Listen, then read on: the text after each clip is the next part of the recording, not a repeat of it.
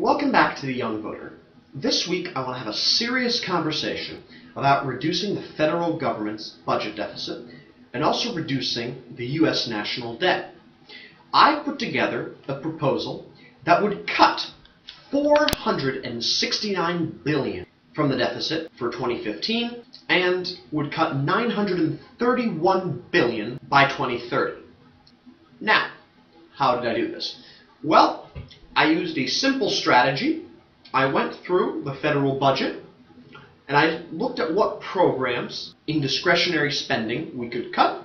I looked through defense spending, I looked through Medicare and Social Security, and then I looked at taxes, raising taxes, which we will need to do in order to close the budget deficit. Even Ronald Reagan's own budget director says it's madness to consider lowering the national debt without increasing taxes, especially since taxes across the board are at historic lows.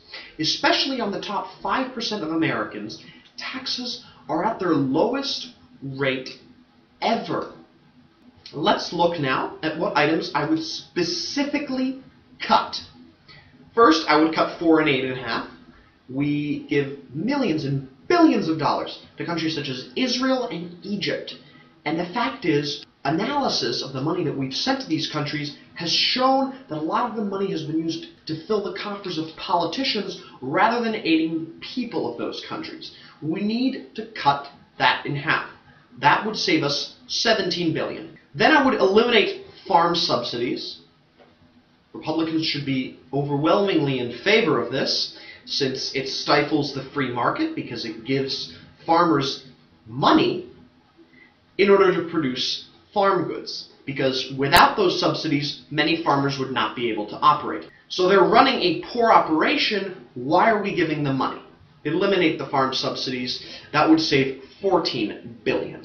Next, I would reduce the nuclear arsenal and space spending. I would reduce the number of nuclear warheads from roughly 2,000 to about 1,000. Cut the nuclear arsenal in half. There's no reason to have 2,000 nuclear warheads. We're not in the Cold War anymore. That would, through 2030, save $38 billion. I would reduce the military to pre-Iraq war size. That would save $25 billion in the short term, $49 billion in the long term. Reduce the Navy and Air Force fleets. We'd be cutting 56 ships, but that would save $19 billion in the short term, $24 billion in the long term. Further, I would reduce the number of troops in Iraq and Afghanistan to 30,000 by 2013. That would save $169 billion. Moving to the healthcare sector, I would enact medical malpractice reform, which would save $13 billion in the long term. I would return the estate tax to Clinton-era levels. People who inherit more than $1 million pay nothing. Nothing. Zero. That is ridiculous.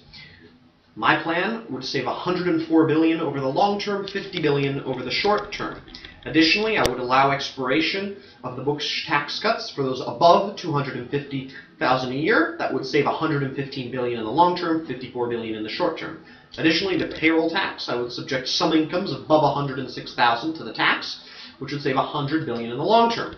Additionally, I would impose a millionaire's tax on income over $1 million. That would save us $95 billion over the long term. And then I would eliminate tax loopholes, but at the same time reducing tax rates. Okay, so the tax rate would be cut to 28% from 35%, but by closing loopholes, I can still cut the long-term deficit by $175 billion. So how much have I saved in total?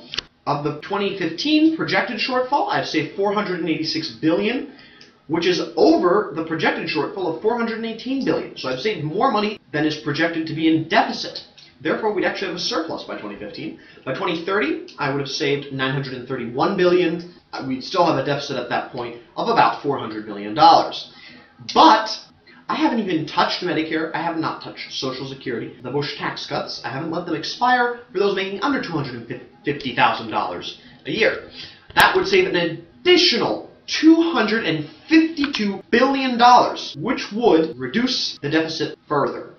So, there are common sense ways to solve the deficit, and we need to use them. We need to have a serious conversation about cutting federal spending while at the same time safeguarding the people that rely most on government programs such as Medicare and Medicaid. Politicians need to stop threatening to not raise taxes because they're ideologically opposed to it. I say, end of this. Thank you again for watching The Young Voter.